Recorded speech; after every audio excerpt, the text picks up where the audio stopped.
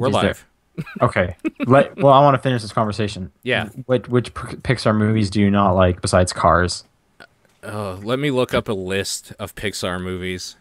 I'm I sure can there's just at least one more. Toy Story. Yeah, no. Like none. The big ones, obviously. Bugs Life. Okay. Well, I want to finish this conversation. Yeah. Incredibles. I liked The Incredibles a lot. Do you like Bugs Life? Yeah, it was fine. Ratatouille. I didn't like Ants. Is that them? Ants is no. That was DreamWorks. Okay. Up. Yeah, Up's great. Wall-E. Wall-E's great. It's probably my favorite, actually. Monsters Inc. It was fine. That's probably like my favorite. Monsters Inc. It was fine. Like And then the Monsters premise University. of it. I never saw Monsters University. Monsters University is a lot of fun. You gotta see it. Okay. They're college kids.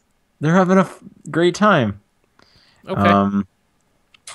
What else? What else is Pixar? So you're Brave. Yeah, that was fine. I mean, I didn't have strong feelings about it, but I like Brave. Yeah. We already mentioned Cars is not good. yeah, it's not very good. Although I do know that Cars, the Cars franchise alone makes more money than all their other properties combined. Oh yeah. And do you know what the #1 selling product is that's Cars branded? I don't know, probably like a thermos or something. I was gonna take a guess. I was gonna say take a guess. You're incorrect with thermos. One more guess. Lunchbox. Nope. Diapers.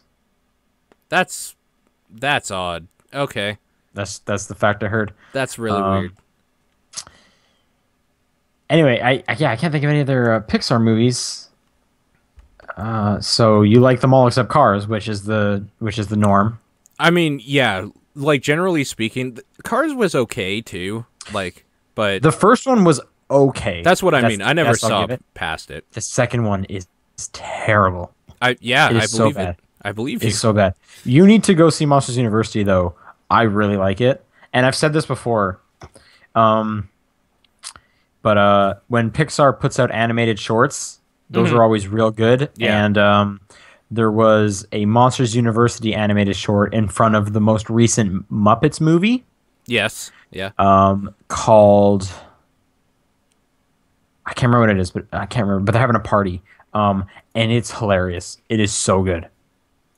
I wish I could find that on the internet by itself, because I don't want to buy that Muppet movie just to have that thing. Yeah. But that movie was okay though. That Muppet movie. It was okay. I It just was. really liked the one before that, like a lot. Yeah. So I was like, you're not going to live up to that, and it didn't. It didn't. It definitely didn't. And then another fantastic Pixar short is Partysaurus Rex Okay. that premiered in front of Finding Nemo 3D. There's another one, Finding Nemo. It had its ups and downs for me, honestly. There was some great stuff in it, and there was some parts I was just like, meh. Either way, have I shown you Partysaurus Rex?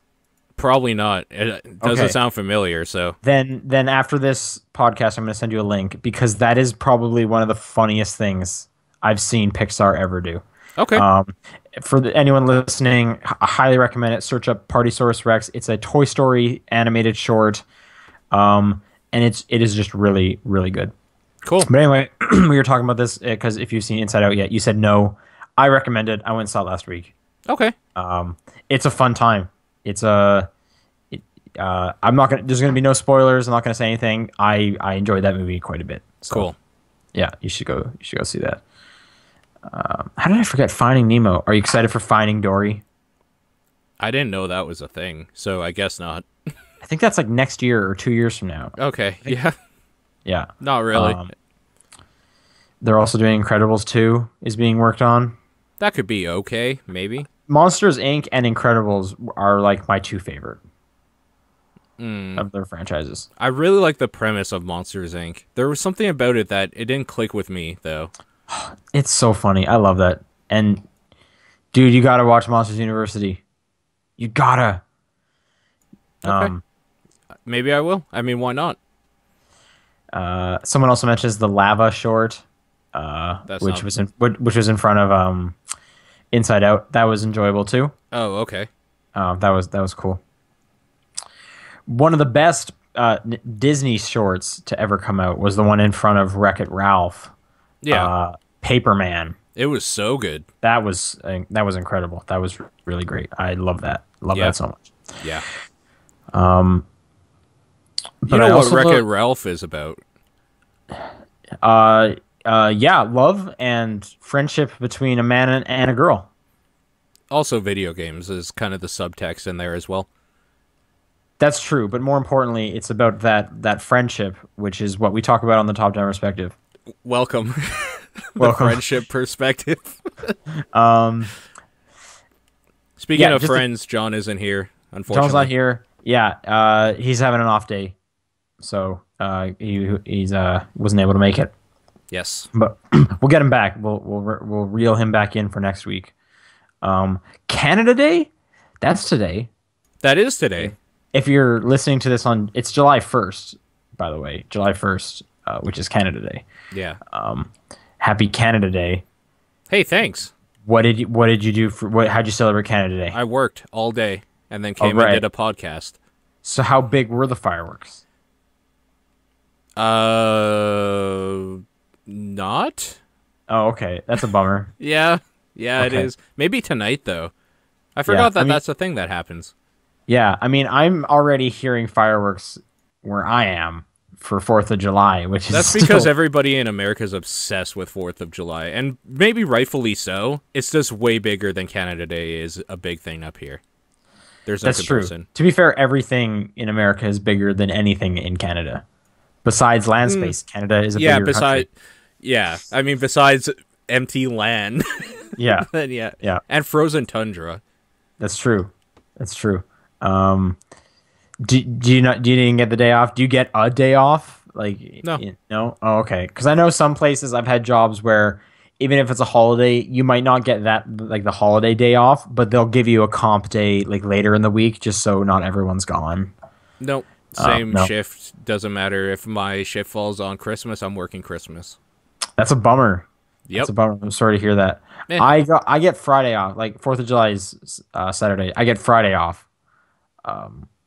And we're planning to barbecue on my girlfriend's balcony. She has an apartment on the top floor of her unit and a huge balcony. So we're gonna barbecue it up, and that should be a fun Nice. time. Yeah, that'll be good. Yeah, I'll break out that silly Magikarp shirt I bought. It'll be good. Get some sun. Also, yes, we did forget about Ratatouille, but we're past that. I did not. I mentioned Ratatouille. Did you? Yeah. Oh, okay. I guess I've never seen it, so How are you doing that? How do you just not go see a Pixar movie? I never saw it. I guess it came out in a time when either I was busy or didn't care. I double featured that movie because it came out the same day as one of the new Harry Potters. I think it was like the fourth one, Okay. fourth or fifth one. Double featured it. And we didn't even really know. We were just like, oh, let's go see Ratatouille. It was great. We came out of the theater. There was a line for the Harry Potter movie. We were like, well, let's get in this line. So that was fun. So you haven't seen that? I You haven't, seen no. Monsters University. You haven't seen Inside Out. Well, You haven't Inside Out just came out. You haven't seen Cars 2. No, but why would I? I didn't like Cars 1. I mean, That is a standalone movie that I can say that from Pixar that I've seen, and I was so meh about it, I didn't care to see any more of it. I like Pixar so much. I'll go see whatever they put out. Okay. You are their core demographic for anything they ever do.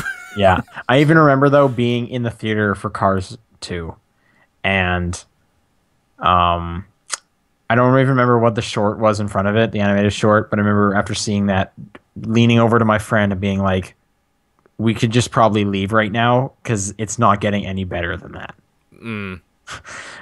Yeah. Because we knew what we were going into. Here's a story. I'm sure I've told this on the podcast before. Maybe not, because I must have told it, but it would have been Maybe back not on the while I podcast. was here. Just you weren't on it for sure. Yeah. Because this was for Toy Story 3, which came out shortly after we had just started the podcast. Okay. So I'm not sure how many people have heard this story. I went to go see Toy Story 3. It was like a matinee on a weekend or whatever. So, not many people in there at all. Like maybe at the most 24 at the most. That's probably being generous. So it's me and my buddy. For whatever reason, this mom and like three kids. So maybe it was like she had one kid and they're friends with her. Whatever. It was mom and three little boys. They come in. The kid kind of leading the group decides that he has to sit right beside me when the theater is basically empty. And it's like, what are you doing, man? I know I have a great seat right in the middle. You know, I picked the good seat, but Yeah. you don't have to be right beside me. You put at least a seat between you. That's what you do. At least. Yeah. But Yeah. I guess, he's not old enough to know how to appropriately act in society yet. And then what do you do in that situation? I mean, Do you move? Do you look over and say, excuse me? Or like, well, I mean, you don't, yeah, like looking back, I should have moved. Wait till you hear the end of this story. But like at that point, it's like, whatever. I mean, here we go. So halfway through the movie, the kid leans over, drinks my drink. what? No. Not even joking. That's not okay. That's a thing that happened. And I'm sitting there going, did that happen? Is this real? What? You just, what? And what do you do in that scenario? What am I going to, it's a kid. This kid's maybe I like guess you 8. strangle him or something. Like part of me wanted to just like grab his like skull and just kind of like shot put him forward a couple rows away from me. But like, what do? You're gonna tell the mom your kid drank my drink, get me a new one? No, because then I'm like the weirdo. Maybe. No, like, and it's in the middle of a movie. That's like a Seinfeld episode. But thing. hang on. He took the yeah, you're totally right.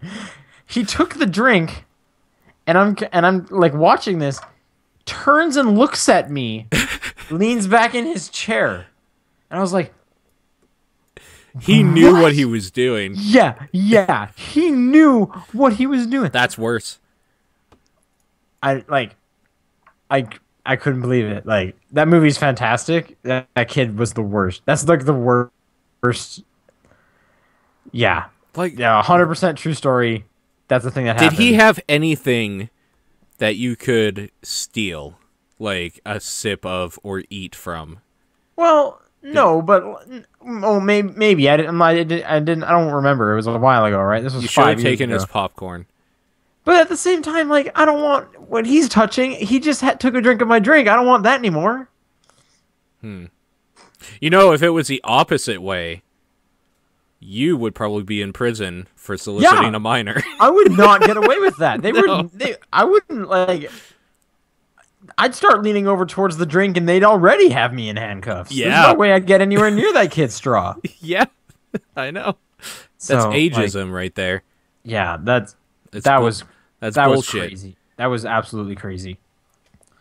Anyway, we mentioned it before. This is the Top Down Perspective. Yes. Where we eventually talk about video games. Yeah, eventually. I'm Sean. That's Paul. Hi. John's in just spirit. John's here in spirit. He wrote some notes. He wrote some notes. So, hey, why don't we read what John's been playing? Hey, John, what have you been playing this week?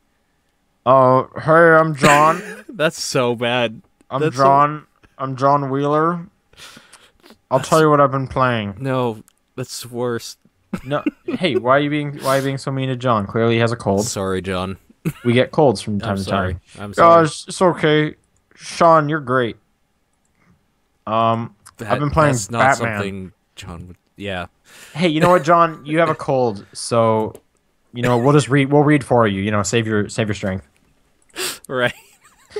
John writes, Batman. Game's fun. Batmobile handles like crap half the time. Had a bunch of side missions glitch out on me. Let's talk about Batman because we've all three been playing it. Let's talk about Batman. Okay. I haven't had any side missions glitch out on me. I haven't either. I've been playing the PC version, so I've had literally everything glitch out on me at some point when that game came out, but not like a mission just not working or something. So, the Batmobile handles like crap half the time. I don't necessarily agree because I think it handles like any other car thing, but more importantly, it handles way better than I thought it would looking at video of going into like tank mode and stuff. Like that feels really crisp moving around as a tank. Are you playing normal controls or did you switch to toggle like I mentioned last week? I didn't switch to toggle because I completely forgot. That's absolutely crazy. That's actually the fact that you're finding it fine, like you must have gotten used to it, but like Sure. maybe you don't need to switch to toggle. But again, toggle mode is so much nicer because you don't have to keep the left trigger held down the entirety of the time you're in tank mode. You can just press the button once and you're good. Oh yeah, that's fair. Actually. Yeah, maybe try it out. I so prefer it. But I'm finding that I think also coming down on the side that I'm okay with the Batmobile. Yeah. I'm okay with those sections. Like I guess it at some points it gets kind of annoying where you'll do something and then all of a sudden it'll be like, oh, Batman can't proceed. I need the car to do that. So this is kind of what I wanted to get to. The Batmobile is not the problem in this game. It's the fact that when they made this game and designed some of the missions, they designed too closely revolved around only using the Batmobile, and that's the problem. It's actually the game design and the mission design, not the Batmobile itself. Because at the best, the Batmobile is kind of a cool thing, and it's really fun. At the worst, it's kind of just boring. How far into the game are you? I think I'm still at like 25%. Okay, so you're actually a little bit further than I am. What's the last thing that you did? Like story related? Story related, yeah. Right now, okay, big thing. I guess. Okay, this isn't spoilers. I'm pretty sure this has been in. I mean, spoilers. There's enemies. Like, what enemy area or thing did you do? Okay, I've met the Penguin for the first time. Okay, sure. Like the very first time. That part's pretty great. That's a pretty great part. Yeah, like right now I'm on top of like this building, kind of working my way down because there's like turrets, like guarding something. Yeah. Okay. So that's where I am, which I think the game said it was somewhere around like 21%. I've been spending a lot of time doing the Riddler side missions though. Okay. Although I keep running into stuff like the Batmobile can't get here yet, and it's like, oh, I guess I got to do more story missions first. Oh, weird. Okay. Yeah, it'll be like, because all of the Riddler stuff you need the Batmobile for, and which is weird. It's like, hey, my name's the Riddler. Hey, Batman, I got a riddle for you. Drive really fast through this tunnel. Riddle me this. How fast can you drift? Yeah, and it's like, Riddler's. That's not a riddle. Here's a hint. Press A to go faster. I don't know. I took that joke from Griffin McElroy. Just gonna put that out there. Okay. Anyway. Okay. But still, it's just so weird. Like all the trophies are in there, but then all of a sudden it's like, all right, here's the Riddler's stuff. Races. You got to do 3 laps. Go. What? Who? What is this? Who are you? Yeah, that's weird. But like the stuff with Catwoman, I've been doing a lot of that specifically. Have you done any of the Man-Bat stuff? No, I haven't. Oh, when Matt, like you haven't even encountered him? Yeah, it's terrible. Yeah, when you first encounter him and he just comes out of nowhere, I literally like jumped. I was like, that's awesome. Did you chase him down after that? Yeah, I thought you had to though. Okay, I wasn't sure if you had to, but as soon as that happened, I was like, oh, I want to do this. This is cool. Because it was the same with Firebug or whatever. I thought you had to. I don't know what you're talking about. Oh, it's kind of the same idea where like you meet up in the world, quote unquote, and then you can chase them. I liked with Man-Bat how you had to like fly into him. Hi, cat. That was really cool. But for the most part, yeah, I'm really enjoying this game, and it's had like I haven't like gone for any like long sessions with it, but yeah. I've wanted to, and it's been super easy. Like there's never really been a moment where I was like, okay, I kind of want to do other stuff. Like I usually can't play games for that many hours straight, but Batman just seems like it'll be super easy to do that with. Sure. I don't disagree. My problem with Batman is the same problems I had with Arkham City. Kitty, you gotta go. Get out of here. The same problems I had with Arkham City, where I kind of have a problem with giant open world things a lot of the time. It's like a problem I have with any game that does this, and I kind of want the Arkham Asylum thing back, of where it's very, like, it's paced out in a linear fashion very well, with like no delusions that like you can go anywhere and you could do 1,000 Riddler stuff or whatnot. And I like that. Like, they're tailoring the experience a little bit more for a playthrough as opposed to just, like, having that in there in an open world environment. So a lot of the problems I have with this game are the exact same problems I had with City. That being said, if you like City, you'll love this. It's the same thing, basically, with more of a hook, I'll say. I like the hook in this better of who is the Arkham Knight and what's going on. I mentioned this last week. Do you know who the Arkham Knight is yet? I don't. I have 3 theories, but I'm not going to say them here in case, like, yeah. they... Don't say them. We'll talk afterward. I don't... I'll just say now. I don't know for sure, but it has to be this person. Okay. Like, it has to be this person. I'm at the point where I don't care if you're right and you spoil, quote-unquote, it for me, because I still don't know. Okay. So we can talk afterwards. For sure. Yeah, I think Arkham Asylum is still my favorite, but a lot of part of that is it has like the Uncharted 2 part where it was just so different and it came out of nowhere, being so good. Because Arkham City, that's a fine game. Arkham Origins, it's Arkham City again, and Arkham Knight, it's just more of the same. Like, I guess that's my biggest gripe, but I'm still happy to do that, and I was surprised that I still felt this way even after playing Origins, because just hearing other podcasts, no one seems to have played Origins. I haven't even played Origins, and I like those games. Yeah, and so it seems like a lot of people are like, oh, hey, I'm really glad I didn't play Origins, because now this is just what I needed. And I was wondering, like, oh, crap, I played through all of Origins. I reviewed Origins. Am I going to just be, like, burnt out? No, I'm good. I'm, like, full in on it. Yeah, this is great. I'll tell you the only thing they took from Origins was you've probably done this only once so far, but there's like kind of a detective part where you're like scrubbing through holograms of what happened in a car crash. I didn't like that very much, but okay. Oh, okay. I know. I actually like that. That's from Origins. They put that in Origins. Okay. So that's like the only thing that came from that. Okay.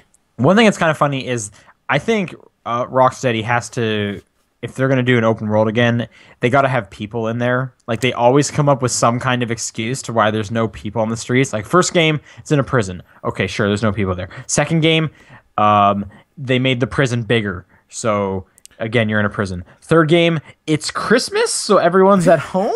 Okay, everyone's off the streets. And this game, there's a terrorist threat. Everyone leaves Gotham. Like, it is always just an empty city. Yeah. And it's like, wow. Like, eventually... Like, you guys are gonna have to make people sooner or later. Like, you know, when you guys all leave your city, why come back?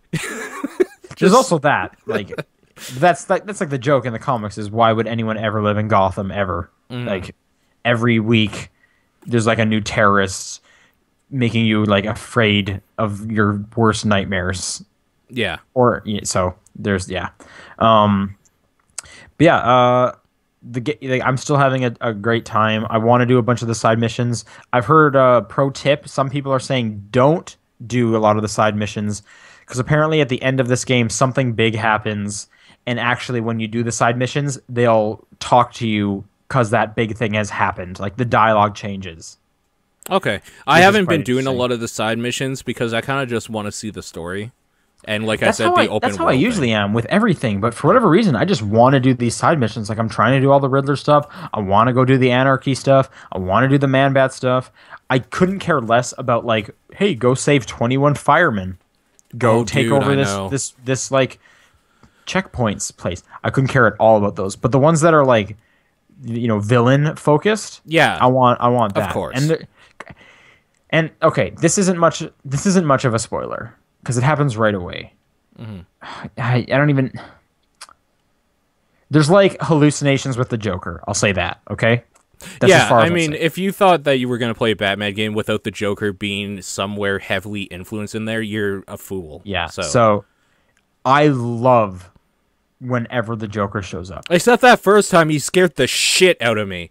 Holy crap. But what's really great is they'll even do stuff where it's like, you'll come through a door and he's there, and then as soon as he's done talking, you turn a different way and you turn back, he's just gone. Yeah. Like, it is so well done. And he'll show up anywhere all the time. Like, in the middle of, like, there's like a firefight about to happen. It's like, wait a sec, why is one of those people sitting on the cop car? Oh, it's the Joker. He's sitting on the cop car. Yeah, just chilling. And just making fun of you or something. Like, I love it. I Yeah. love it. It's really great. Like this is really I really like Asylum. This is really up there as maybe my favorite Arkham game. I'll have to see all the way through. But again, I'm falling on the side of enjoying the Batmobile more than most people seem to be. I like this game better than I liked City, honestly. And I liked Oh yeah, City. yeah. Yeah, no, I would say I like this more than City as well. It's like a better City. I just don't know if I'm ready to say I like it more than Asylum. I don't. Asylum for me, I just felt was very tight in how like it It's progressed. great. It's a great one. Yeah, but I'm having it was a lot like of a fun haunted with this. house, and I Yeah, liked that. That's yeah. what I And liked the those most. Scarecrow levels were super cool. Scarecrow is terrifying in this. I haven't done much against him yet. Every time I see him, like his design in this game, it's But fucking don't you terrifying. remember him from like the first game when he was like a skyscraper big and like Well, yeah, searching but around corners for you? Those Yeah. were always so cool. They were. Anyway, yeah, no, it's a really good game, and I like that like not a ton else is coming out for a while, so I can really like You can just dive groove in. with this. Yeah, I can get like real comfortable with my Batman on. What else did John play? John played Final Fantasy Record Keeper, Oh, it's that mobile game that. Yeah. Okay. which So- I guess he's playing games on his phone now. Which just last That's week fine. he was like, "I'm not putting games on my phone yet," but he is. He says, "Way more fun than I expected. Casual mobile game with light JRPG elements. Go through best of moments of all the core Final Fantasy games. Sans the MMOs." Really enjoying it, but worried once done with the missions that give free energy, it'll get stale. Or So I guess it's a or free to play. pay. Yeah, it'll be one of those like, you know how you had fun, right? Well, now you can pay us $1.50 to have more. And then at that point, you're like, yeah, I'm not grinding this out. I'm done. Right? Yeah. That sounds cool, though. This actually sounds good. I'm looking it up right now. He has an Android. He has your phone, so you would be able to play it. So. Yeah. I don't know what this game is, really. I don't even know what type of game it is. But there's he's liking that. And then the the last game he played was Sonic Dash. He says, meh, ad-riddled endless runner, lies about the prizes you'll get. Honestly, not too fun. Oh, so it's a Sonic game. Okay. Basically, yeah, Sonic game. Basically, John's trying out free-to-play mobile games. So hopefully we can get him hooked on some actual good mobile games in the future. Dude, there's a lot of them. He has to just, like, play Hitman Go forever. Yeah, he's about to enter a whole new world. So, but that's what John left us with. Yeah. What else have you been playing? Okay, so I got Her Story from a friend of mine, like as a Steam gift. I'm so excited. I've been hearing so much cool things about this game. So I hesitate just the way I am to call this a game, because if I did, then another game I've been playing lately is looking through people's channel on YouTube. That's essentially what this is. It's more of just like an interactive experience, like, because there's no gameplay. It's all like you're just watching stuff. So what it is you are looking through footage of But hang on, isn't there like a really light puzzle element of like the Sims and stuff? Yeah, like, but then again, so is Google. Like, this is what I'm getting at. It doesn't. We're getting into technicalities. You're getting the search terms from like paying attention to the videos of what they're saying and stuff like that, or right? even so just typing in random stuff that might be something. I guess you could do that too. Yeah. So, but so what this is you are looking at footage of a woman being like questioned or interrogated, like at a police station or whatever. And I think it's 5 to 7. I can't remember, somewhere in there, different occasions. And you are only able to get clips that are certain lengths of time, basically. Like, some of them are 10 seconds, some are about a minute or whatnot, but it's not the full interrogation or anything like that, the full talk. And the way you get around it is you are typing in keywords to find like the next part of the puzzle, which will bring up maybe more than one result, and then you'll go through those. So you're kind of building this story piece by piece, kind of randomly, jumping around everywhere. And that's cool and all of that. The story itself is pretty neat. Like, there's a pretty neat thing going on here with this woman, and I hesitate to say any more really about the story element right now. Don't say anything about it will spoil everything. I want to play it quite a bit. The one problem I had is I feel it kind of gates you off right at the beginning by every time you bring up like search results, you only get the most like recent 5 or something. Like it'll say like 61 results found showing 5 or whatnot, and then you have to just go through the 5. You find out after you beat the game, like when the credits are rolling, that you can put in these quote-unquote codes or like commands, and you can extend that to 15 search results. So it's kind of like you finish the game, put this code in, and like you can just do a completionist thing and watch a whole bunch more videos at one time.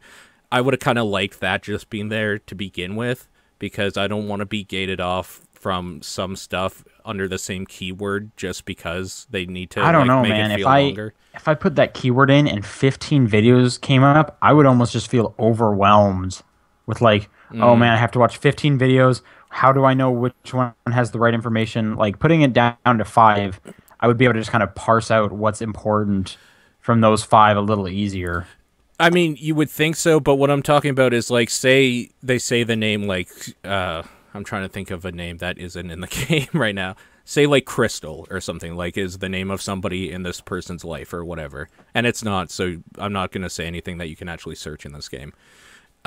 You type in Crystal and you're like, there's 20 videos on this person, and I only get to watch like 2 new ones that are relevant to this. Like, that's kind of a drag. So to get those other 18 videos that you don't see on the search result, you have to think about what maybe they're talking about. So maybe you'll write down like attic or something, or like knife, or like just random shit, and you might not ever get it. Later, when you finish the game, as well as like the code to make it so you get 15 results instead of 5, there's also one that's just like a randomizer.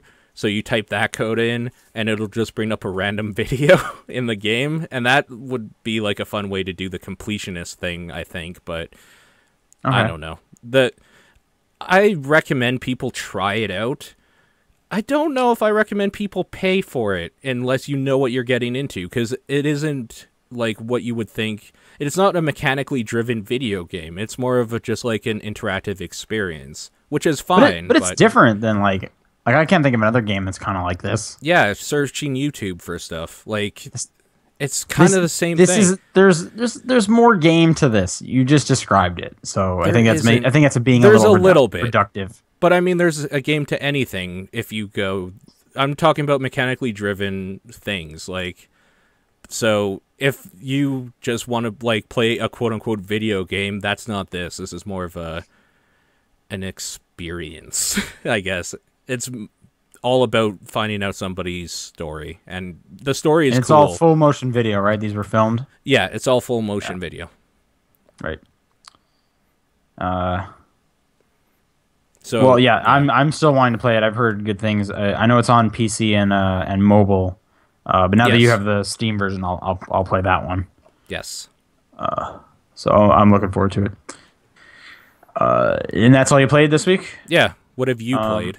So apart from Batman, I'm continuing with Minish Cap. I'm on the last dungeon, so shouldn't be too much longer with that. Okay.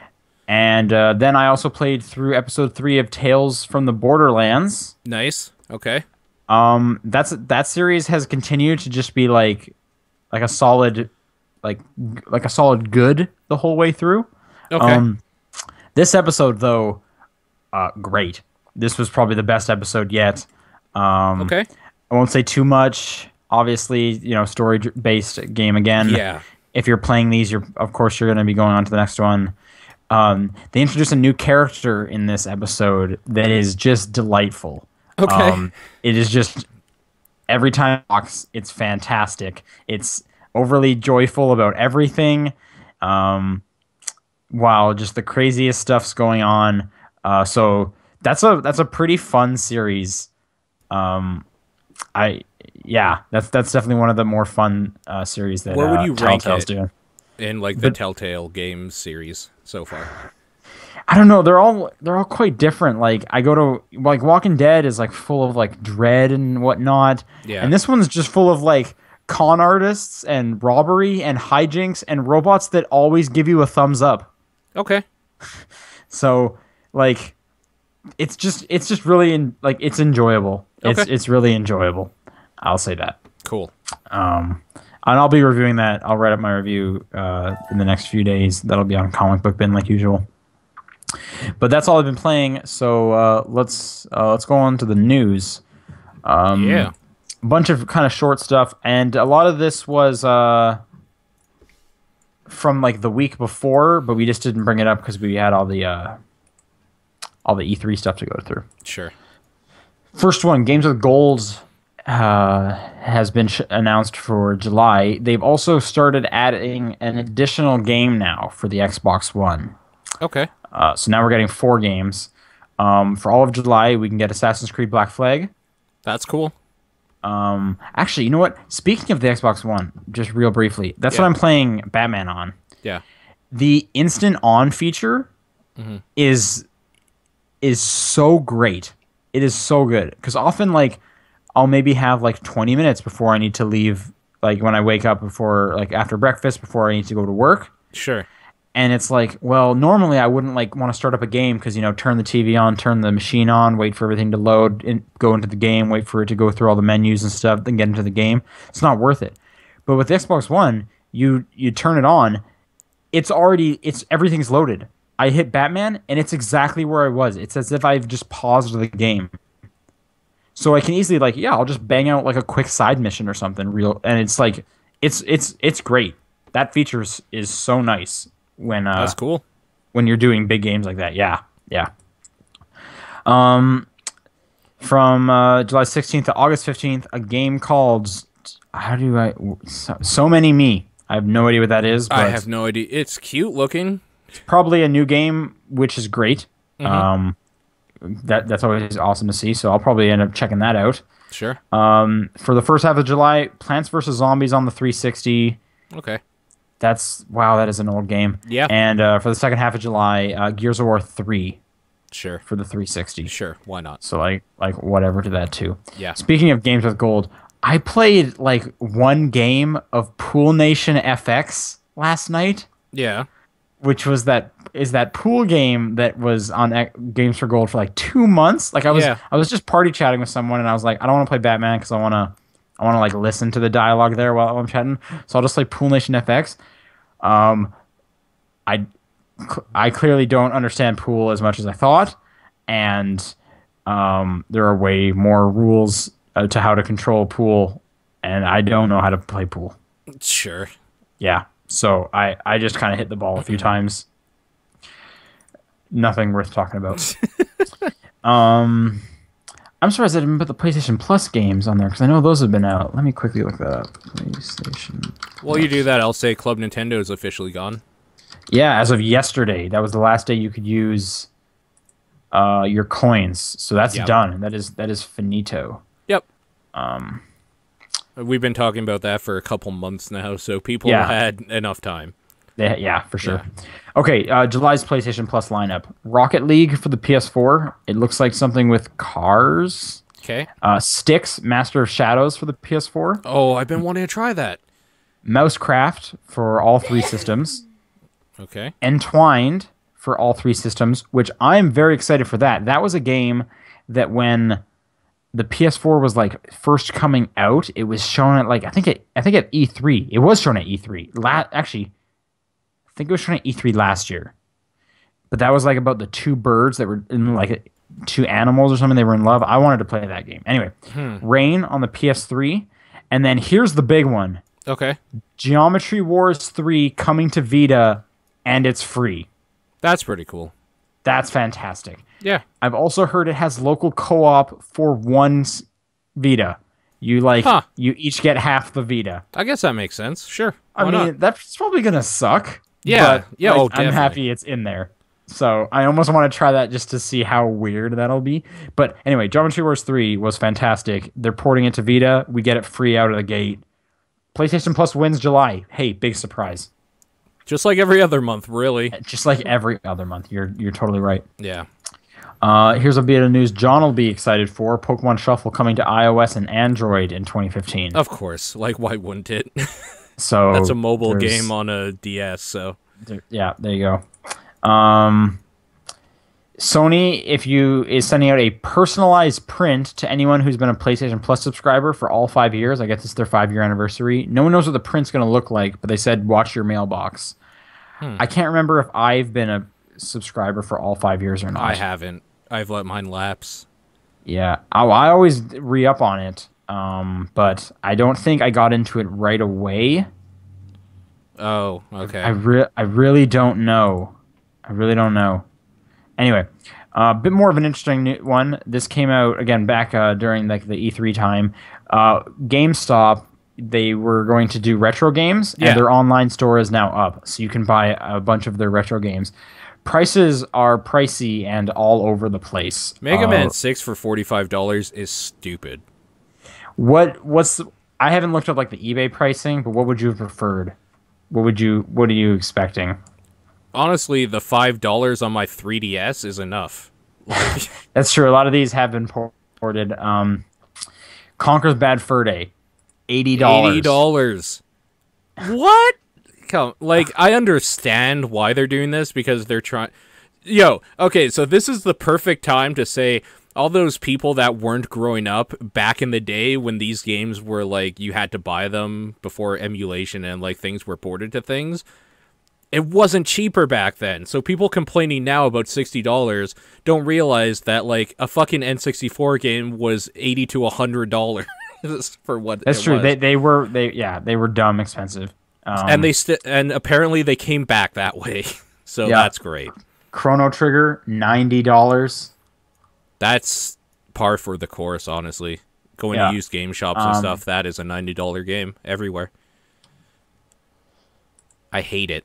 I really hate it, but whatever. Maybe it'll go down eventually at some point if they get, like, a whole bunch of stock on something, but... Yeah, I really don't know how much they have, but the whole store's up, so if people wanted to go look up GameStop's retro store, they can do it. It's online, obviously. Yeah. There was an interview. Kotaku did an interview with Reggie Fils-Aimé about just kind of a few of the things with the new 3DS during E3. Yeah. And one of the quotes that came out was they were asking about how come, North America didn't get the small 3DS, and they said, we analyzed the results in Japan, and we saw the lion's share of the volume was on the XL model, and that's with no 2DS existing in the Japanese market. And so, as we thought, what's the best lineup for us? We thought the new XL and 2DS would be our best lineup. Not going to make any promises, but I would suggest to your readers that they stay tuned, and maybe some special SKUs might show up. So, kind of hinting we might get to see that small one in the future. Okay, sure. That would definitely be cool. If I'm getting a new 3DS, I'm getting the big one because I already have a small 3DS. I already have a big one, so I will not get this.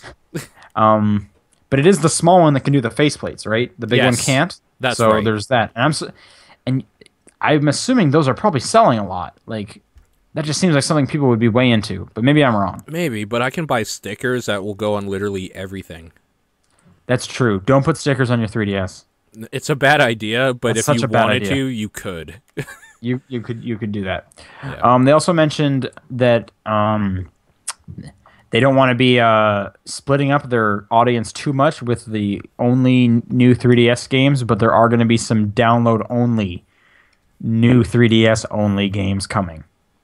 Sure. So I guess look for those. Like the Amiibo stuff, because they need a reader. Well, the old 3DSs can do Amiibo stuff. They're putting out a peripheral. Oh, okay. Gotcha. Yeah, but they just mean, like, I'm assuming using more of the right analog stick, and also the new 3DS is more powerful, too. So yeah. Stuff like that. Sure. Last one is there's a new model of the PlayStation 4 coming. Very slight upgrades. It's going to be lighter. It's going to weigh 2.5 kilograms, which is about 10% lighter than the current model. It's also going to use 8% less energy. It's the CUH 1200 series, going to be black and white, retailing for $400 American. No word on how much storage this one does have, but Sony has registered that 1 terabyte PS4. That's not out yet.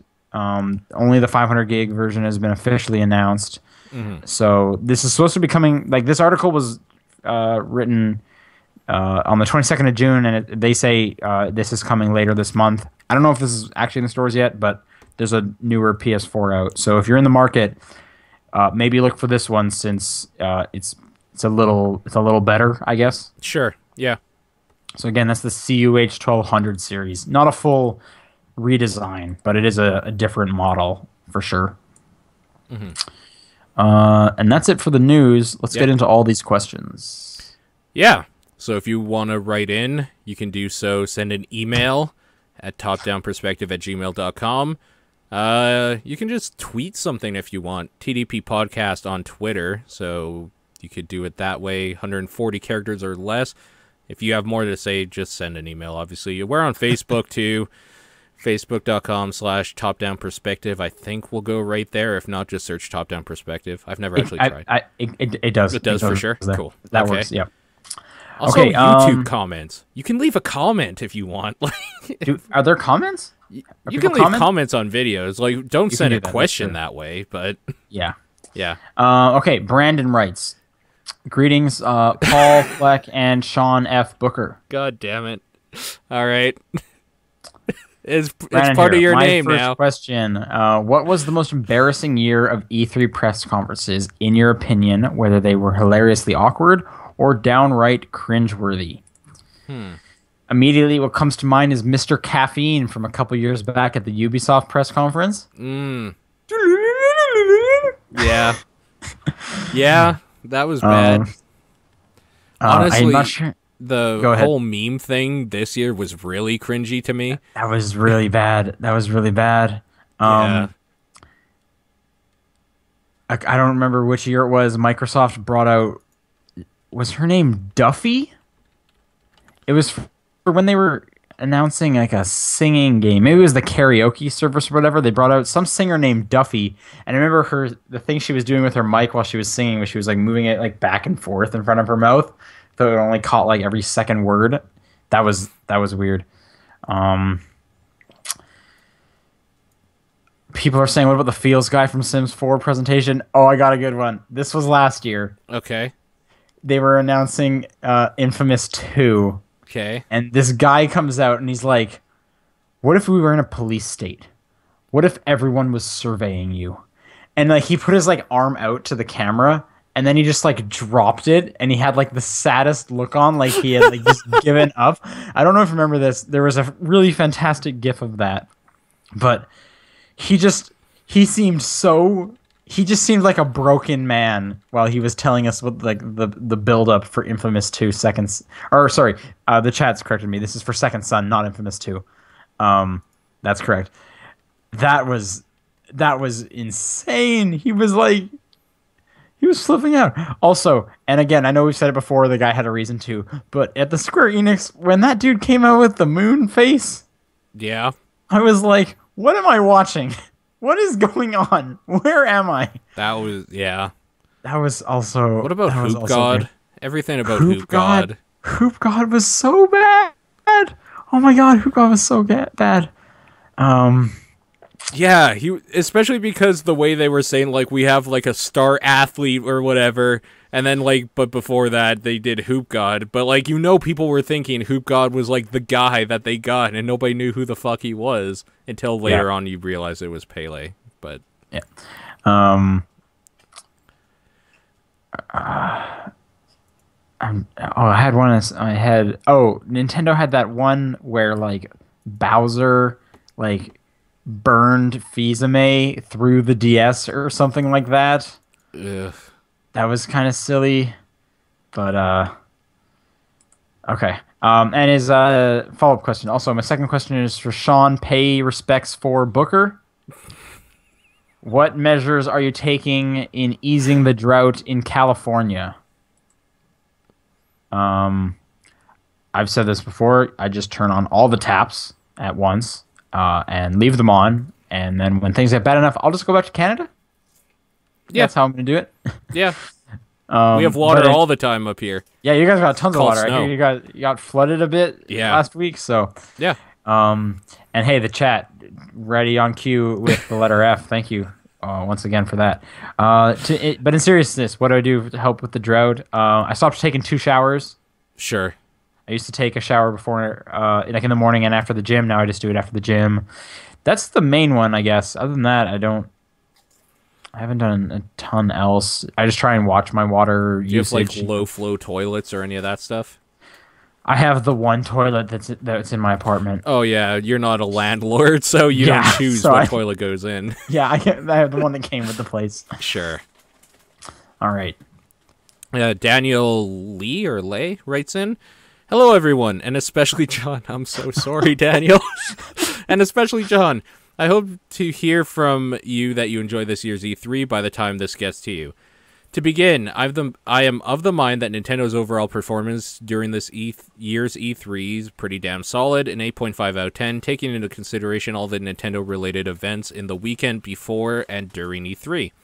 The Smash Bros. Direct, despite the contents of it being leaked beforehand, the Nintendo World Championship 2015, and the actual E3 Direct presentation. It is very unfair to me to rate Nintendo's E3 showings solely on the main Direct presentation, which I personally rated a 6 out of 10 at worst, 7.5 at best. To everyone, what do you think will be... This is very in-depth. I actually agree with him. I think Nintendo was pretty good. I mean, we talked about this last week, where you don't have to give our opinions. I'm just like ranking with like a number. It's very... good for you. He's getting 0.5s in there. Like he's adamant here. He's thinking hard. Yeah. Yeah. I would not do that myself. Yeah, that is true. To everyone, what do you think will be shown at this year's Tokyo Game Show that was absent at E3, particularly for Nintendo, but other companies are welcome? I seriously don't know, dude. I have no idea. Last Guardian. I would say Crackdown, but Microsoft doesn't do anything at Tokyo Game Show, and they've already said they're going to do stuff at Gamescom with Crackdown. Gamescom is, where they're going to do some stuff. Yeah, they're going to show stuff. So it's going to be mainly Nintendo and Sony. What could they be showing? Hey, I bet they show some more Smash Bros. Stuff. Why not always talk about that? I'm hoping Square Enix gets something together for that. Like, they were holding something huge back that they didn't... Like, I know the huge thing was Final Fantasy VII Remake, but it wasn't really, because they didn't show anything about that except for a video. They might show a little bit of that, because that would be the audience for it. They could also show some 15, because that wasn't at E3 either. Mm-hmm. Yeah, it's true. Probably again, more Kingdom Hearts 3, I would think. Yeah, Kingdom Hearts. Yeah, that's a good one. That's a good one. I'm sure they end up showing that Final Fantasy World thing that they showed twice. I wonder if Konami has something worked up. No. Like, probably, like, casino machines or something. Yeah. I just thought, I bet they show more Star Fox. Yeah. Yeah. Woolly Worlds. No, it'll already have been, like, out at that point. They're probably going to show some Shin Megami Tensei cross Fire Emblem stuff. That's a good one, yeah. And I think the other Fire Emblem is out already there. So yes, I believe so. Persona stuff, of course. Persona of course. Yeah, that they're gonna dancing show one. 5. The Vita, more Vita stuff probably. I bet they show Persona 5. Like finally show some stuff. Oh yeah, for sure. Someone is saying maybe Zelda U. I don't know. I could see them just holding off for E3 next year, with or the for big, their own direct thing. This being like or their own direct. I could see that too. That's for sure. Should we take bets if the new Zelda will be on like at the same time as the NX that they're going to announce? Like maybe they're going to do a double release, kind of like they did with the Wii and the GameCube. I would bet they're not. Yeah. I would bet not. I would like to see that again. It's not out of the realm of possibility, I don't think. Because that would be a great way to get that thing out into people's hands, because people love Zelda. Right. I don't know. I don't think they would do it. Like, I'm trying to think when things are coming out. Zelda was supposed to be this year, and they pushed it to next. NX, they're not talking about until next year, which means it's probably not coming out until at least 2017. So I think Zelda's going to be out by then. So. Yeah, you're probably right. Someone in the Homer in the chat is saying Dancing All Night is out in Japan already, so it's a Persona game. But again, I swear they show some Persona 5 stuff. Like more mobile stuff, I'm sure, because that Japan is like all mobile. They love that shit. So, I'm sorry I lost. Okay, to everyone again, a non-E3 related question.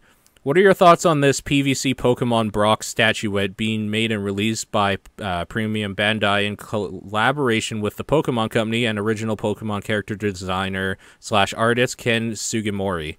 The statuette is modeled after the original sprite of the gym leader from the first generation games, red and blue / green, and the supposed plan is to do other 7 red / blue gym leaders in this style. It's fine. People will buy it. I mean, I looked it up, and I'm glad they're doing like the exact pose. I'm not a statue person. I'm not gonna like buy it, but that's an interesting thing to do. Yeah. And then he also added like a side note that he tweeted out some concept sketches of them drawing the gym leaders for the first time, and apparently at one point there was going to be a gym leader before Brock, which is kind of interesting. Although I kind of more interpret that as like maybe that's just the rival. Oh yeah, maybe. Because it looks like a little kid. But I don't know. Maybe it was an actual gym leader they had before Brock. Anyway, I'm just putting all the links he included into the live chat here for people if they want to take a look at any of that stuff. Yeah, sure. Good thinking. Because there's a lot of links. But either way, I thought the sketches were the most interesting part. That stuff's always cool. And like we mentioned last time with like the Mario Maker, like the Excel worksheet, the grid for how they made those levels, it's cool to see that. Absolutely, yeah.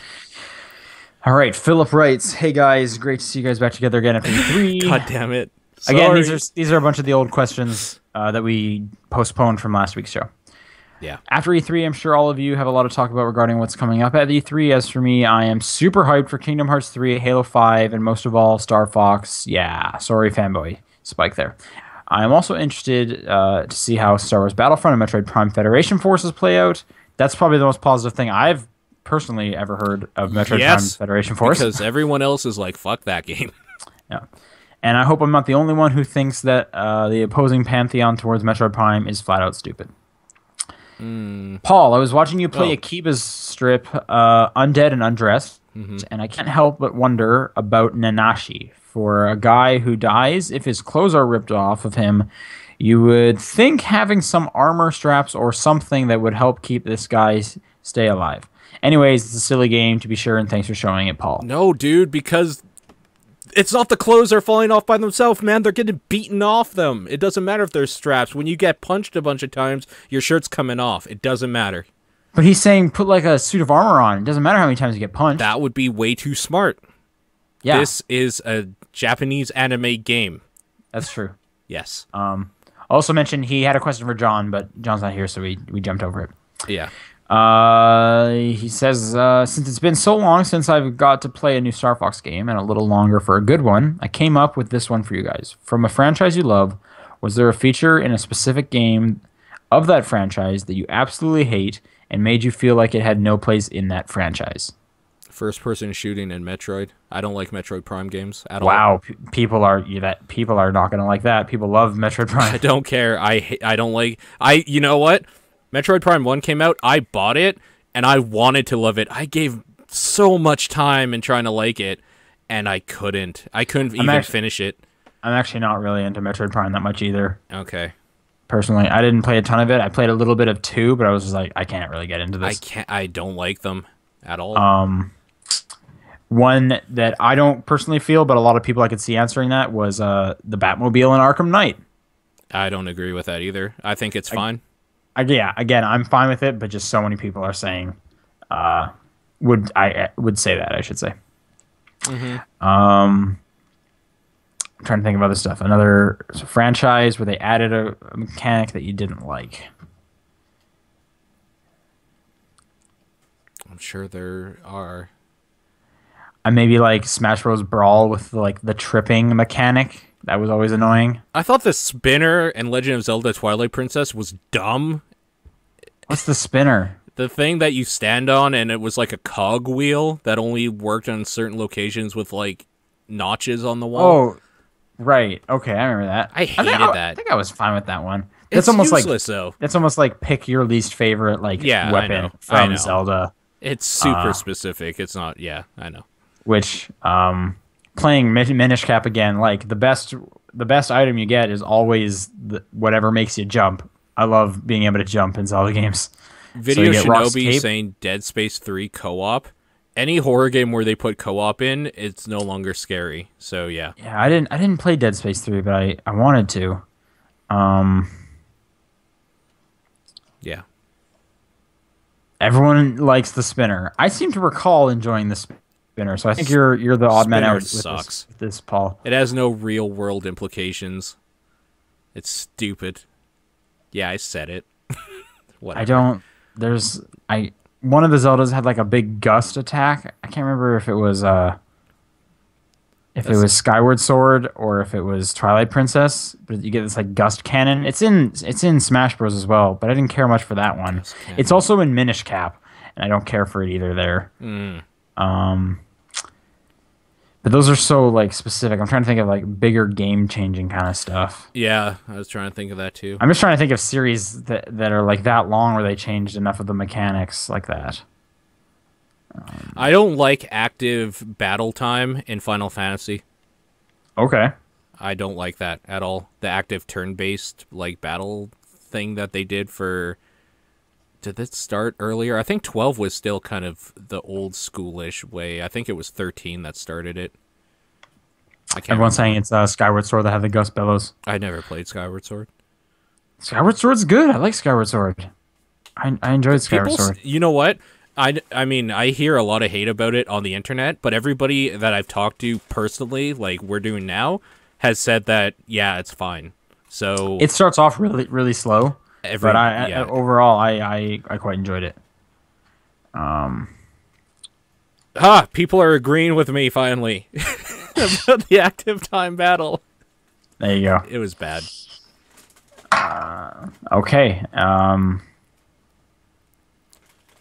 Oh, he gave a huge example. He gave a huge example. I didn't feel like reading all that. Sorry.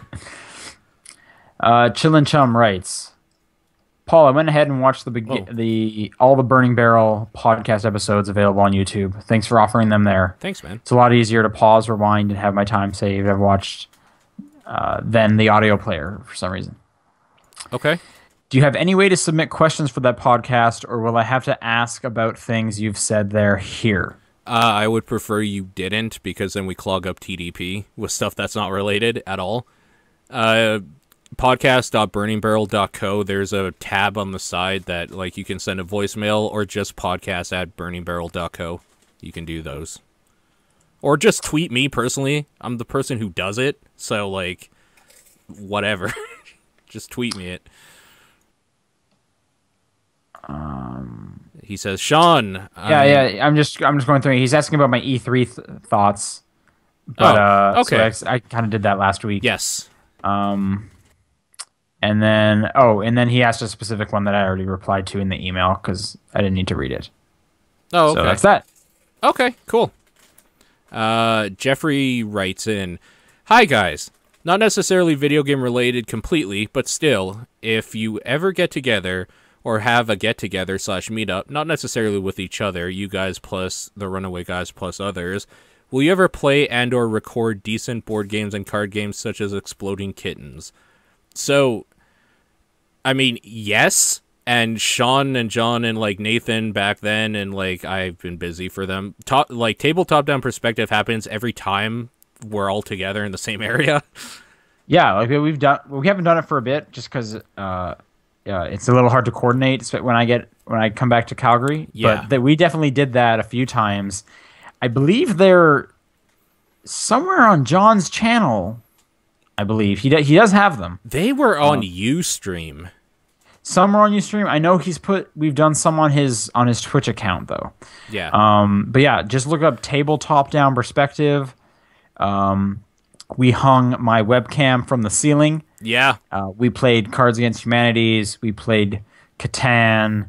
We played some zombie game my friend brought over. But yeah, no, we definitely enjoyed doing that. Did some meta game at some point. Oh yeah, that was a while ago. So we've done it a few times. Yes. Definitely look into that.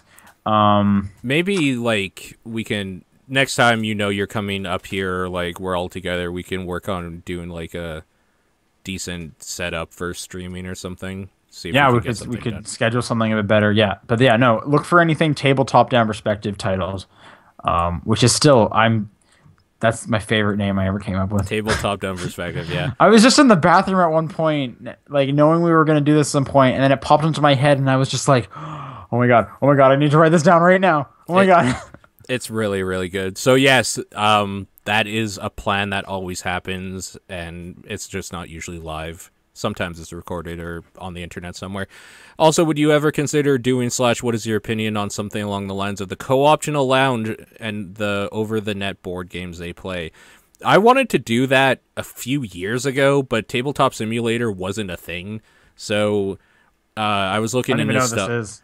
Tabletop Simulator is basically just like game. It's like a sandbox thing that you can play board games with people like through. What is the co-optional lounge? The co-optional lounge is the co-optional podcast people, and they play like board games with each other, but they're all over in different places, so it's over the internet and Skype and stuff. Oh, is that like the online Cards Against Humanity thing? Not Cards Against Humanity. I think they do a lot of board game stuff, not so much the card games so far.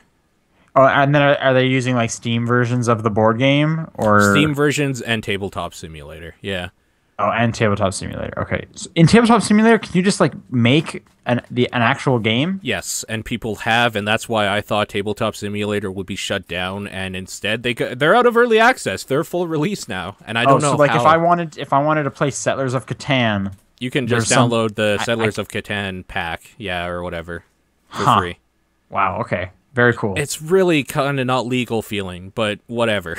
No, that doesn't. But that's at the same time, that's totally awesome. Like if people actually got behind that, that's really cool. Yeah. No, I've wanted to do that for a long time. I don't know if we ever will necessarily. That's why John and I just started doing stuff on Fridays every now and then.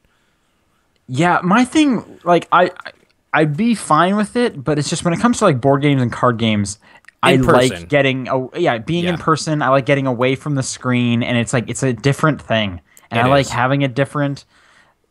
Because like ordering a pizza, like 60% at least 60% of my enjoyment of like having like a board game night is you get a bunch of people together. It's late at night. You're huddled around this table, and you're just yelling at each other and threatening to flip the table when something goes wrong. You can flip the table in Tabletop Simulator. That's not the same. I know. That's not the same. I know, but I'm just saying that is a thing that they put in.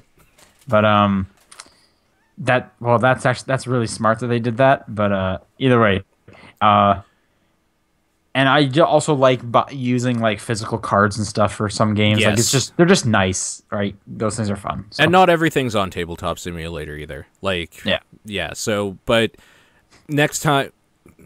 We'll plan something for next time we're all available, and maybe we'll see if we can get something done. Yeah, I think next time I'm up is probably like Christmas time. So it won't be for a while, but yeah. But if I come down to California or something and hang out, we could do something. Or we could always do stuff like that too. Yep, yeah, that's for sure. Yeah, we'll see. All right. James writes, "Hey, Top Hat perspectivists. Nice. Like Paul, that's good. I've also been playing through the Ace Attorney trilogy. Would you guys consider doing spoiler casts on each game or one for the whole trilogy or anything?" Absolutely. It's been so long since I played the first one, and That's like I'd basically just have to like read like the Wikipedia page on it again. You know what I mean? Yeah. Yeah. It's too bad John's not here because he's played them as well. I would almost be more inclined to like if we played the new one if we all played the new one that came out. Sure. Yeah, because I know they're doing that that historic one that takes place in like the middle not the Middle Ages, like Dickensian time.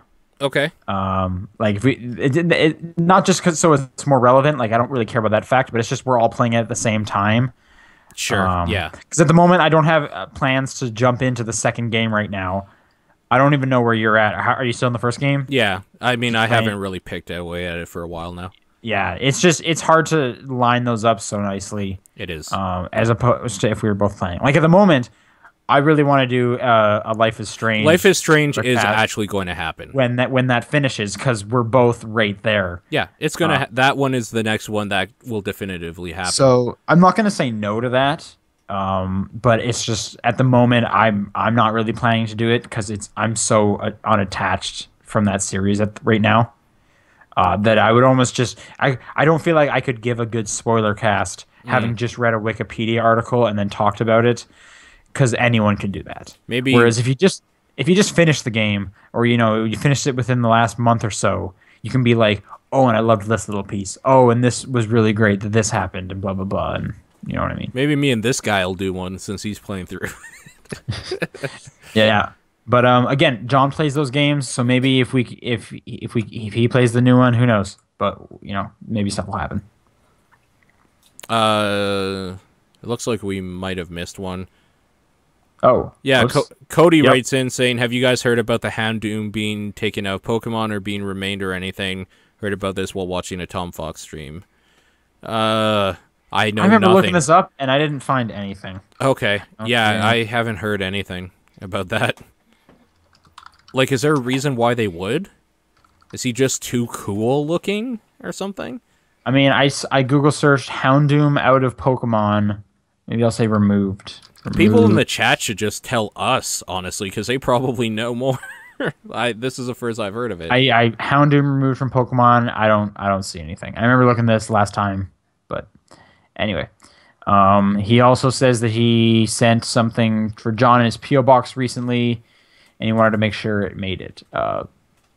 We can find out for you, I guess, or maybe just tweet John. I think John, doesn't he usually make like some Twitter posts when something comes in the mail? Yeah, probably.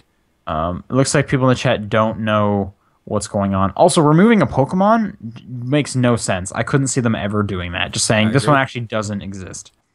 I agree. Okay, One Press L2B says, has a game ever interested you so much that you felt compelled to research about the game, read its lore, etc.? World of Warcraft. That lore is huge.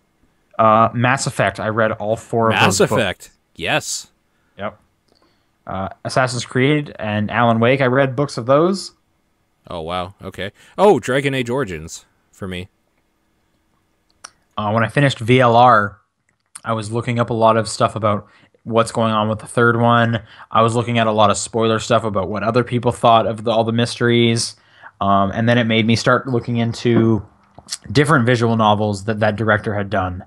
And then that just opens up a whole rabbit hole. Mm-hmm. So there's definitely a few. He writes in with another question. Also, any early predictions on what the Nintendo NX will look like and how it might handle weird gimmicks? No. I have no idea. I'm hoping that it makes one major account to connect the 3DS with it, as opposed to like separate user IDs and all that. Like one account, very similar to how the Vita works with your PlayStation Network one. That would be ideal. Also good online for every game. Yeah, I mean, that'd be great. I don't know if that's going to happen, but of course I would like that too. Yeah. David writes, U.S. Best Buys are not doing any pre-orders for their exclusive Dark Pit amiibos online or in store. Good or bad idea? Bad idea. That seems like a bad idea. I mean, like, pre-orders are better than just in store, because then you don't have to, line up at the store. Like, you can have a life, basically. You can go to work that day instead of line up 6 hours early to make sure you get one. It's why Amazon is good. I don't need to go to the store. It's there. It happens. Yes, exactly. My copy's reserved. And even if you do have to go to the store to pick it up, that's still better than waiting in line. However, they're not doing it. Are they just like, maybe their servers are just getting hit too hard and the site keeps going down? Honestly, probably. Yeah. I mean, it happened at GameStop when they did the NES or whatever. Sure. Then I think they just need to get better. Like, that's not on us. We're trying to use your service. You need to get a better service. Yeah. Like, so Bad idea. I think everything should move online eventually. So I should yeah. never have to leave to pay money for a product. Like, you should be the one making it convenient for me to receive your thing or Get that money. Amazon Prime 2-day shipping. We don't have that. I don't think. I have that. Yeah, you have that. Exactly. Yeah, and it's real nice. It's Yeah. real nice. Because sometimes you just want that thing like right away, and you don't want to wait like 3 to 5 business days. You want to wait 2. Yeah. Okay, next question. Michael writes in, interested in any of the games at SGDQ 2015? I opened up the list and I can give you specifics up, but Oh yes, man, some of these are so bad. Like the second game is Sonic Boom: Rise of Lyric, followed right by Shadow the Hedgehog. Yep. Yep, that's right. This is so dumb. Why? Why is there so much Sonic? For me, Resident Evil 3, 4, Silent Hill 2. Someone's doing Stranglehold, okay. Someone's doing Shenmue 2? Yeah, there's some weird Disney things here. Extreme Skate Adventure. Man, I love when they just bring out the weirdest stuff. Yeah. I always want to watch this stuff, but I always end up just being busy. Yeah, I watch the VODs later. I don't ever watch it live. Because I have to work most days. I can't take a week off just to watch people play video games quickly. What'd you do today? I watched people play video games really fast. All day. That's all I do. It is cool when they do like tricks and stuff. That's always cool. Bastion's cool. Kirby Tilt and Tumble. That would be great. That would be great. Yeah, there's some great stuff on here. I'm just trying to think like that I would be like really interested in. Like I'm so curious what that Kirby one is, because now that they're bringing like actual physics in there, I bet they're just really screwing with stuff. The races are always great, like the Super Metroid race. The Mario Has anyone 64 done like a race. rhythm game before? Like I'm gonna speed run through Rock Band 2. You know, I don't know. I don't even like. How would you really do that? It's just how fast can you navigate the menus and then play all the songs? Yeah, pretty much. That would be really silly though. Yeah, it would be. They're doing Wind Waker. God, that's the best Zelda game. I hate that Zelda. Are you kidding? I'm not. I really don't like Wind Waker at all. Wind Waker is my favorite Zelda game. It's so good. Every single person says that. Good. And that's fine. I just don't like it myself. Fallout 3. Fallout 3. Okay. Jaren writes, how many Wii Minis does John have because he needs this Canada skin? And then he links to Have you seen the skin? I've seen the skin. It's really the Canadian flag for the Wii. Oh, okay, good. You put it in the chat for people to see. Yeah. It's $15. So, I mean, that's way too much. Crazy. It's not crazy, but it's too much considering he already spent $99 to have one of those things. But that wasn't his money. Oh man, they have other colors. You can get leopard spots. Some of them are kind of neat, actually. Actually, that pink Tranquility one, I'm actually like way into. Yeah, that leopard spots thing is disgusting. It's so bad. Yeah, it's really bad. I like the football one. That football one's so. Oh, cool. They have a Dharma one. The Dharma ones are pretty great. I genuinely like the Orange Crush one. Orange Crush. There's some really nice ones. Oh, I'm looking at their other stuff. This is Decal Girl Collective. They do some really cool like 3DS skins. I am actually bookmarking this page. These are some cool stuff. I think my favorite, like if I had to deck out a Wii Mini, I think I'd go Pink Tranquility. I really like that one. Yeah, it's real nice. Although, God, that leopard spots one, I like almost wish. I almost want to get that for John and be like, you have to put this on your Wii Mini. I bought this for you. You have to put this on your Wii Mini. Because it's gross. Because like part of the red Wii Mini sticks through it and it looks pink. And it's so gross. He would be not into that. Also, that teal houndstooth is also just terrible. That dark rosewood, that looks pretty snazzy, I would also say. There's some really good ones. God, these are so dumb. Oh, these are so dumb. Also, I'm pretty sure he only has one Wii Mini. To answer your question. I believe it's also just one. Yeah. Oh, you can put the pink tranquility on a bunch of different stuff. You can put it on like an iPad. Yeah, yeah. On your phone. You can just choose the decal, and I think they'll cut it to fit whatever. Yeah, these are pretty decent prices. $15 for like a phone decal or a decal. Yeah, no. Yeah, these are not bad. What can I get the Dharma logo on? I can get it. Yeah, on my Xbox. I can get it on my phone. I don't even know what device that is. That coffee break is terrible. The coffee break? What is that? I hate that picture. Is it on the Wii Mini? Where are you looking? I'm just looking at like their library of decals you can get. How do I see coffee break?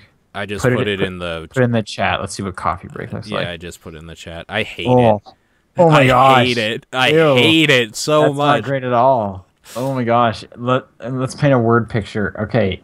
Lots of purples and dark blues, and then like this neon mug and plate. It's gross. This looks gross. It's really bad. No one buy that. No, please don't. No one buy that. I would like to see your coffee mug and raise you one scream. I'll put it in the chat here. Oh no. It's you can even get it for your Vita if you really want. That's dumb in a kind of funny way. That's not a Vita. That's a PSP. Oh, you're right. Get it for your PSP. Anyway, these are just real interesting. Okay. Some of these, are bad.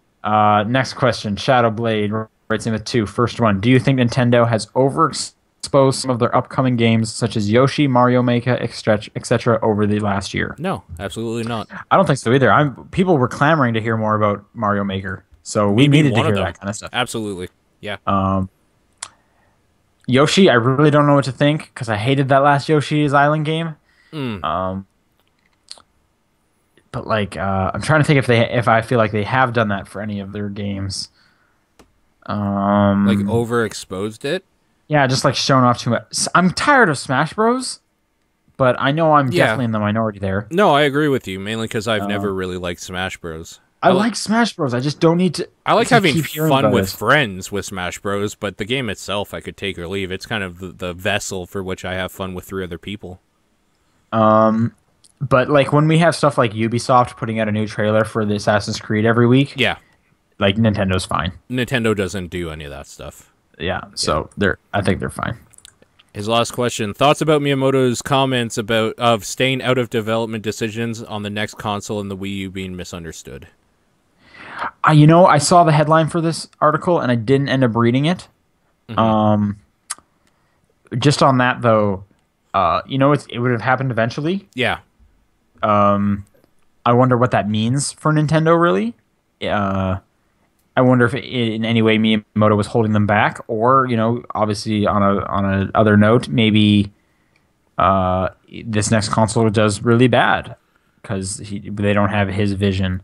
Maybe it gets more kind of streamlined and it ends up being a lot more similar to Microsoft and Sony's platforms because he's not there to like put something in there. Maybe they can release a console that'll do more than just a gimmick for the games he wants to make, though. So instead of just being like, I think it'd be fun if you could swing a sword, let's make the Wii. Like, maybe it's a more rounded thing they could make. And I know it ends up not with the Wii U doing great for them, but if Nintendo was just another like Me Too platform, like I don't need 3 of those. I barely need 2 of those, and I like that I have the Nintendo platform for these specific games. Like, if I didn't have a reason to get the 3rd console and I just picked up 2 of them, it would almost be kind of a bummer because I always like having them all because they each bring like, well, I have this one for this stuff, I have this one for this stuff. Like now it's just kind of new game comes out. Do I want it on Xbox or PS4? It doesn't really matter.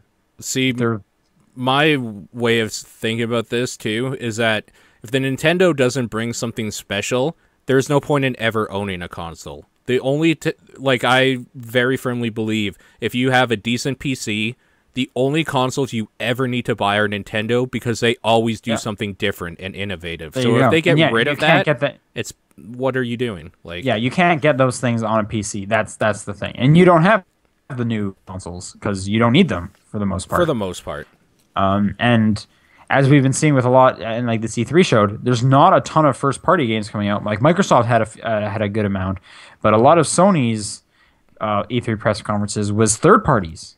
And it's great that there's a lot of third-party games coming, but those are going to show up on the PC too. And a lot of first-party shows up on the PC too, especially on the Microsoft side.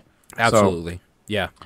I want Nintendo to still be weird and give me a reason to, I should say.